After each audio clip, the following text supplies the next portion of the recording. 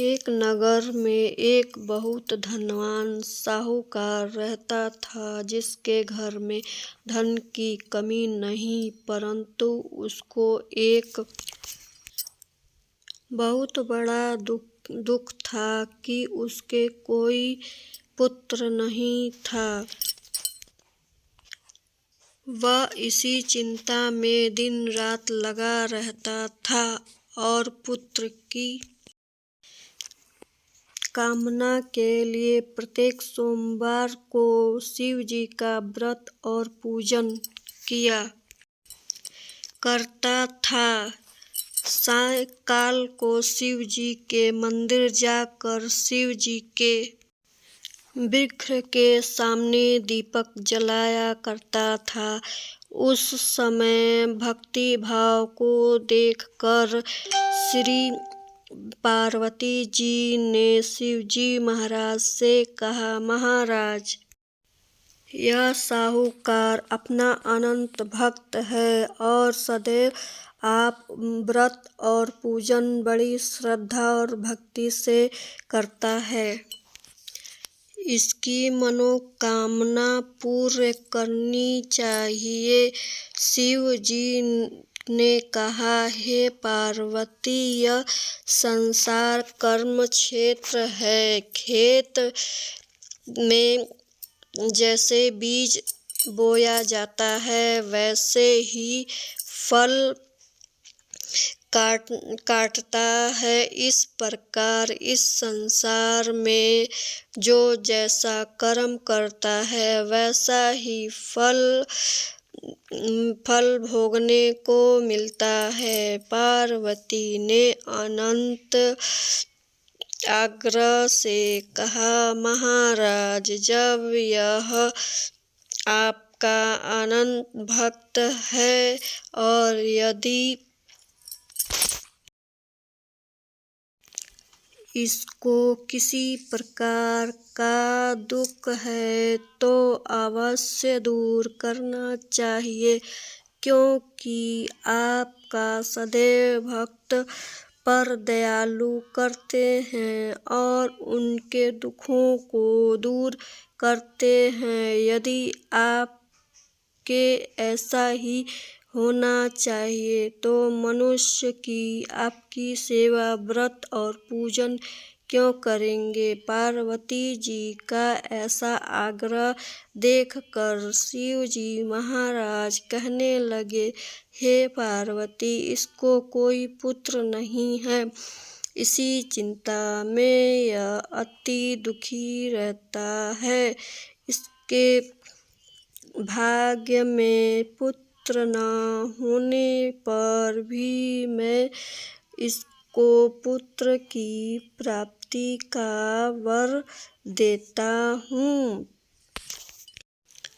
परंतु यह पुत्र केवल 12 वर्ष तक ही जीवित रहेगा। इसके पश्चात वह मृत्यु को प्राप्त हो जाएगा। इससे अधिक मैं और कुछ नहीं कह सकता। इसके लिए यह सब बातें साहूकार सुन रहा था। इससे उसको कुछ न प्रसन्नता हुई और न कुछ दुख हुआ। वह पहले से ही शिव जी महाराज का व्रत और पूजन करता रहता था। कुछ काल व्यतीत हो जाने पर साहूकार की स्त्री गर्भवती हुई और 10वें महीने में उसके गर्भ से अति सुंदर पुत्री प्राप्त हुई।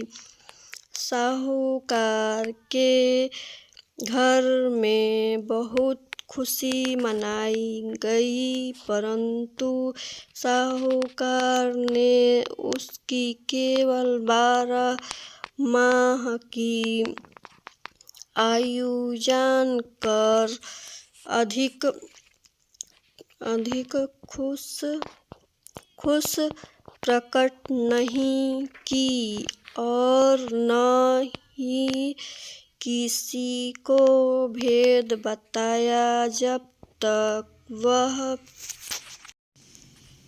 वह बालिका 11 वर्ष का हो गया तो उस बालक की माता को उसके पिता से उनका विवाह आदि करने के लिए कहा तो वह साहूकार करने लगा कि अभी मैं विवाह नहीं करूँगा, अपने पुत्र की काशी जी पढ़ने के लिए भेजूँगा। फिर साहूकार ने अपने साले अर्थात बालक के मामा को बुलवाकर उसको बहुत सारा धन देकर कहा, तुम इस बालक को काशी जी पढ़ने के लिए ले जाओ और रास्ते में जिस स्थान पर भी ले जाओ यज्ञ तथा ब्राह्मणों को भोजन कराते जाओ। वह दोनों मामा और भांजे यज्ञ करते और ब्राह्मणों को भोजन कराते जा रहे थे। रास्ते में एक शहर पड़ा। उस शहर में राजा की कन्या का विवाह हो रहा था और दूसरे राजा का लड़का जो विवाह करने के लिए बारात लेकर आया था, वह एक आँख से काना था। उसके पिता को इस बात की बड़ी चिंता थी कि कहीं वर को देखकर कन्या के माता पिता विवाह में किसी प्रकार का अड़चन पैदा न करें। इस कारण जब वह उनके अति सुंदर सेठ के लड़के को देखकर मन तो विचार किया, क्योंकि न दरवाजे के सामने खड़े वर से काम चला लिया जाए। ऐसा विचार कर वर के पिता ने उस लड़के और मामा से बात किया तो वे राजी हो गए। फिर उस लड़के को वर के कपड़े पहनाया तथा घोड़े पर चढ़ाया, कन्या के दरवाजे पर ले जाकर और सब कार्यक्रम प्रसन्न से पूर्ण हुआ। फिर वर के पिता ने सोचा कि यदि यह कार्य भी इस लड़के से कराया जाए तो क्या बुराई है। इस विचार को देखकर लड़का और उसके मामा से कहा, यदि आपके फेरे और कन्यादान के काम को भी करा दें तो आपकी बड़ी कृपा होगी और मैं इसके बदले में आपको बहुत कुछ धन दूंगा। तो उन्होंने स्वीकार कर लिया और विवाह कार्य भी बहुत अच्छी तरह संपन्न हो गया। परंतु जिस समय लड़का जाने लगा तो उसने राजकुमारी की चुंदड़ी के पल्लों पर लिख दिया कि तेरा विवाह तो मेरे साथ हुआ है, परंतु राजकुमार के साथ भेजेंगे। यह एक आँख से काना है और मैं काशी जी पढ़ने जा रहा हूँ। लड़के के जाने के पश्चात उस राजकुमारी ने जब अपनी चुंदड़ी के पल्ले पर से ऐसा लिखा हुआ पाया तो उसने राजकुमार के साथ जाने से मना कर दिया और कहा कि यह मेरा पति नहीं है, मेरे विवाह के साथ नहीं हुआ है।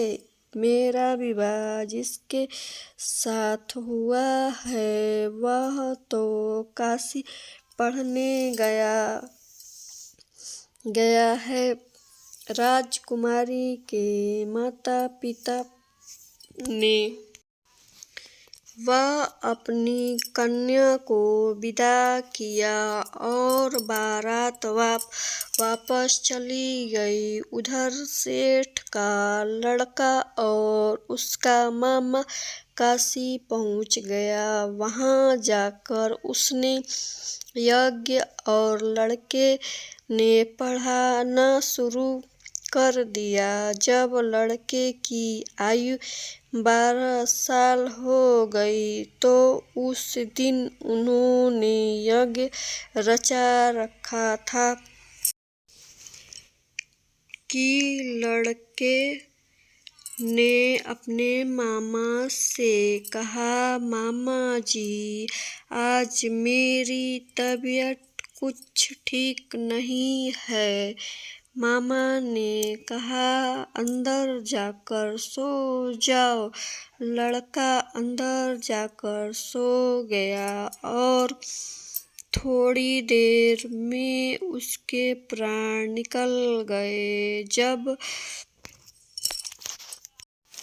उसके मामा ने आकर देखा तो वह मुर्दा पड़ा है तो उसको बड़ा दुख हुआ और उसके मन में विचार किया कि यदि मैं अभी रोना पीटना मचा दूंगा तो यज्ञ का कार्य अधूरा रह जाएगा।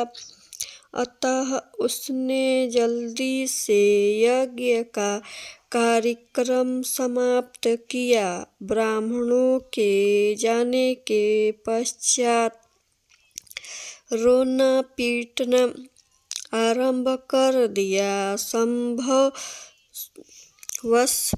उसी समय शिव पार्वती जी भी उधर से जा रहे थे। तब उन्होंने जोर जोर से रोने की आवाज सुनी तो पार्वती जी ने कहने लग गई, महाराज, कोई दुखिया रो रहा है, इस कष्ट को दूर करें।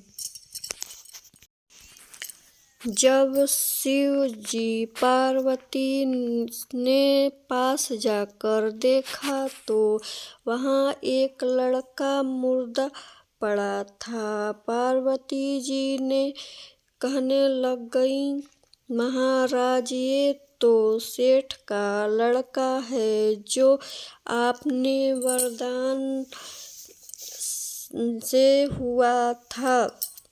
शिव जी कहने लग गए, हे पार्वती, इसकी आयु इतनी ही थी, वह यह भोग चुका है। तब पार्वती जी ने कहा, हे महाराज, बालक को और आयु दे दो, नहीं तो उसके माँ बाप तड़प तड़प कर मर जाएंगे। पार्वती के बार बार कहने पर भी शिव जी ने उसको जीवन वरदान दिया और शिव जी महाराज की कृपा से लड़का जीवित हो गया। शिव जी और पार्वती जी कैलाश पर्वत को चले गए। तब वह लड़का और मामा उसी प्रकार यज्ञ करते थे, ब्राह्मणों को भोजन कराते थे, अपने घर की ओर चल पड़े। रास्ते में उसी शहर में जहाँ उनका विवाह हुआ था, वहाँ पर आकर उन्होंने यज्ञ आरंभ कर दिया।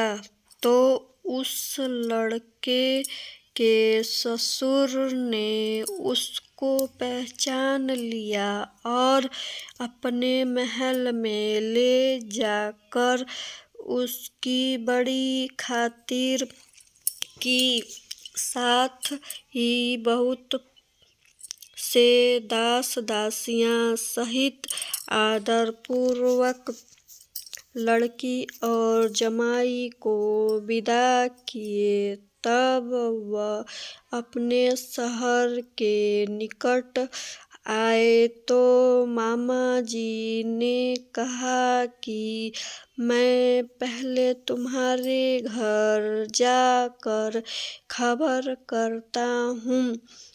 और लड़के के मामा घर पहुँचे तो देखा कि लड़के के माता पिता की छत पर बैठे हैं और यह प्रण कर रहे हैं कि यदि हमारा पुत्र सकुशल और आएगा तो हम राजी खुशी नीचे आ जाएंगे, नहीं तो छत के गिर कर अपना प्राण खो देंगे। इतने में उस लड़के के मामा ने कहा, यह समाचार दिया कि आपका पुत्र आ गया है। तो उनको विश्वास नहीं आया। तब उसके मामा ने शपथ पूर्वक कहा कि आपका पुत्र और स्त्री दोनों बहुत सारा धन लेकर आया है। तो सेठ ने आनंद के साथ स्वागत किया और बड़ी प्रशंसा के साथ रहने लग गए। इसी प्रकार से जो कोई सोमवार का व्रत को धारण करता है, इस कथा को पढ़ता है या सुनता है, उसकी समस्त मनोकामना पूर्ण होती है। इस प्रकार सोमवार की कथा समाप्त हुई। दोस्तों, ये वीडियो कैसी लगी कमेंट में हमें बताइएगा। जय भोलेनाथ।